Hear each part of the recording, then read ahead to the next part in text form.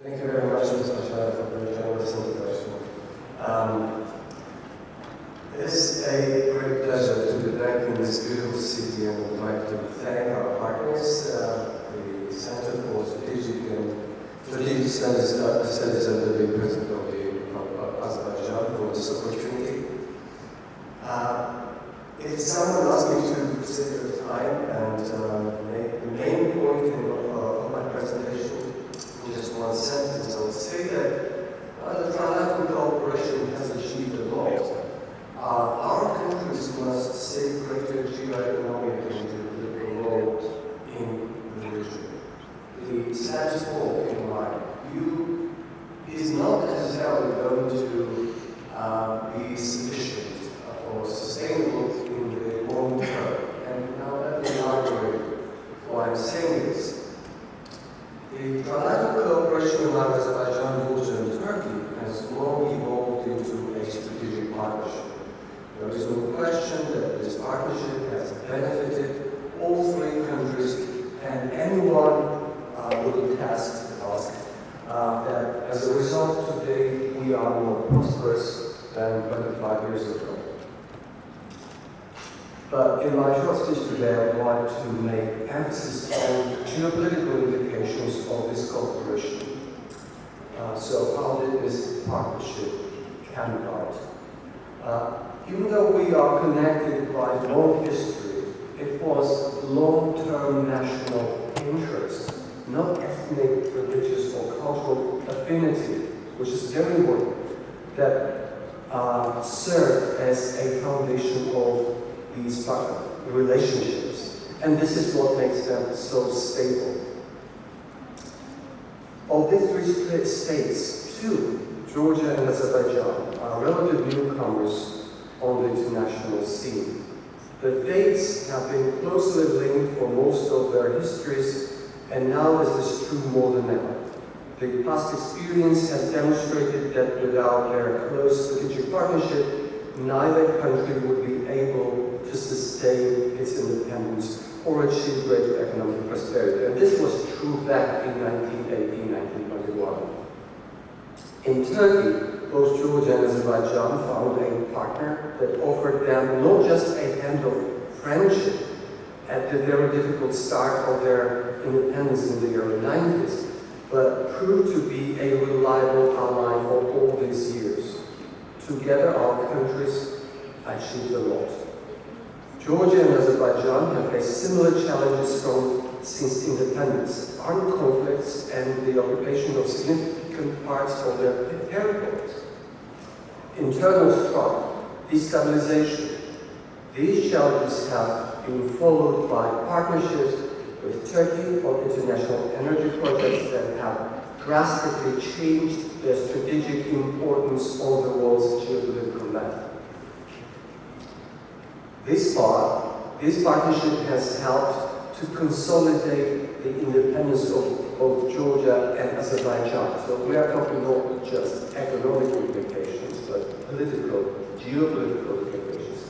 And also has literally fueled Turkey's remarkable transformation into one of the world's leading economies. But in order to sustain this achievement, our countries must seek to amplify their international geoeconomic role. While the world around us is undergoing dynamic changes, Turkey, Georgia, and Azerbaijan must reach to our neighbors on the eastern shore of the Caspian Sea in order to encourage them to place greater priority on the South Caucasus transport corridor. Beyond the existing function of supplying and transporting energy to Western markets, Azerbaijan and Georgia, in partnership with Turkey, must reinvent themselves as the bridge between the Greater Caspian and Greater Black Sea regions.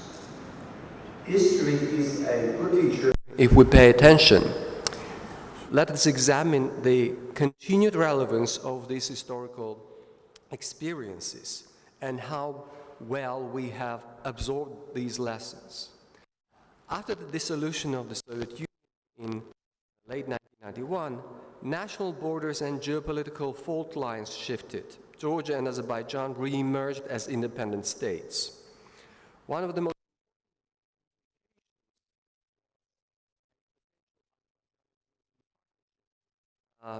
of Azerbaijani-Georgian partnership was reopening of the Caspian region to the west. However, this new era presented not only great opportunities, but also old challenges. Armenia, like in 1920, clashed with Azerbaijan over Karabakh, the internationally recognized territory of this country. Georgia, the only non-Baltic republic which had refused to join the CIS, was soon punished by Russia, which sought to fuel regional conflicts in order to maintain its influence over the South Caucasus countries. While Russia's divide and rule approach significantly affected the region, these impediments were not enough to completely halt the region's cooperation with the West. While conflict with Azerbaijan left Armenia isolated from the regional cooperation, Azerbaijan, Georgia, and Turkey collaborated with Western partners, including the United States, to develop the infrastructure for delivering Caspian energy to Western markets. It is difficult to overestimate the importance of these projects for the region. Not only did they jumpstart Azerbaijan's economic development, but more importantly, they became a defining factor in reinforcing Azerbaijani and Georgian political independence. The energy delivered to Turkey through these projects, like I said earlier, contributed to Turkey's remarkable economic transformation. From Moscow's perspective, however, every barrel of oil and every 1,000 cubic meters of natural gas that bypasses the Russian pipeline system in its journey from the Caspian region to Western markets represents not only lost revenue, but also lost political leverage in the manipulation of both the European energy market and the suppliers in the Caspian region. So let us now take a broader look at our region in conjunction with the Greater Caspian region in terms of, and go beyond just the issue of transportation of energy. There are two fundamental determinants of the role and future prospects of the region. First, the region's ability to effectively harness its enormous energy resources. And second, its location midway between two major global trading giants, Europe and China.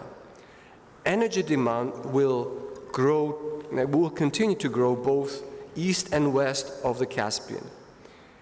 If the necessary infrastructure is developed, the region could attract a considerable share of the cargo transit between the Caspian region's eastern and western neighbors. Azerbaijan must be commended for a number of strategic initiatives it has taken. The Trans-Anatolian Pipeline, TANAP, designed to deliver Azerbaijani natural gas to the countries of Southern Europe, is one such example.